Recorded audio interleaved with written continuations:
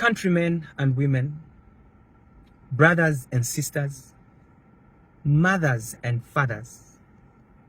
Let me be quick to mention that I've been tempted to do this video, firstly as a concerned youth, and secondly as a concerned citizen of the Republic of Zambia. Let me be quick to also mention that maybe some of you are so privileged that you have your parents in other countries and they have invested, they have built houses, and you have a place you can call a second home. Some of you have got relatives in other countries that have invested, are running businesses, and you have a place that you can call home. But for some of us, we only have one country in this whole world we can call home, and that is the Republic of Zambia. Sadly, in the recent past, our political environment in this country has been very tense. Our political environment hasn't been very encouraging. Our political environment has been very unfriendly. And our political environment has been very toxic. Toxic to an extent where we have had members of political parties, both ruling and opposition, uttering what I would call careless statements. And I say careless statements because these statements have got the power to cause anarchy in this country. They've got the power to cause confusion in this country. Sadly, we are paying a deaf ear and a blind eye to these utterances. These statements are being stressed out on social media platforms, and we seem to be okay. Some threatening lives, some threatening the peace of this country, but we seem to be okay because they are coming from certain groupings. And now, all of a sudden, we have the disappearing of a member of parliament. Not just an ordinary citizen, a member of parliament voted by members in a particular constituency to represent them in parliament. This person goes missing, and because of the careless statements that have been flying from different places in the recent past, there are different assumptions, there are different allegations, there are different thoughts on what could have led to this sudden disappearance. But still, some of us seem so unconcerned.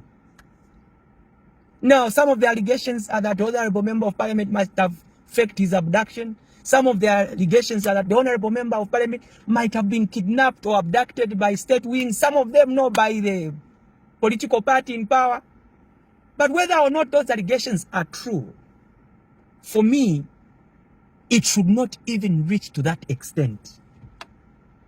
Things in a country that calls itself a Christian nation, things in a country that calls itself a democracy, should not reach to that extent. We should find ways of amicably resolving issues as a country.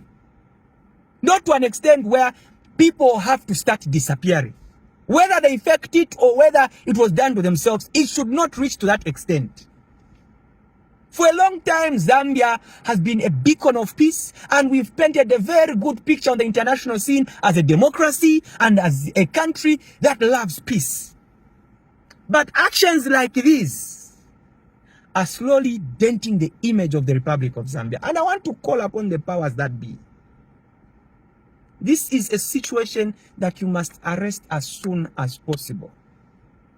The sudden disappearance of JJ, whether it was faked or it was truly done to him, must be a source of concern for every Zambian. It doesn't matter what you think about JJ. It doesn't matter how you look at him. It doesn't matter how you relate with him. But his sudden disappearance must be a source of concern for you and for me. Because what if your allegations are not true? What if your assumptions are not true? The next person could be you. The next person could be me. This can happen to a member of the ruling party. It can also happen to a member of the opposition party. But to whoever this happens to, we must all be concerned as Zambians. We have heard of countries where people just disappear all of a sudden. They disappear. And assumptions will be there. It is the government. It is members of the opposition. It is who and who. But we must be concerned, my fellow brothers and sisters, we must be concerned that no matter how politically inclined we are, it should not reach to this level. Some of you may go to other countries. Isevenangolo mukatipishe bwanji, muzakatipisha, we'll carry our bags and try to look for another country to go to, we'll still find ourselves in Zambia. Please, our forefathers did it for you. Don't destroy the future of this country for us as young people. If you are tired, just kick the bucket and you go wherever you want to go. Leave us in peace. If you are tired of this country, just, I don't know what you are going to do to yourself, but don't just cause confusion. We also want to live peacefully the way you lived after our forefathers fought for this country. We should not be receiving threats in our own country. People must not be scared of going to any part of this country after gaining independence as a country. People must not be scared to go to any part of this country. People must not be scared to move at any time of the day or night.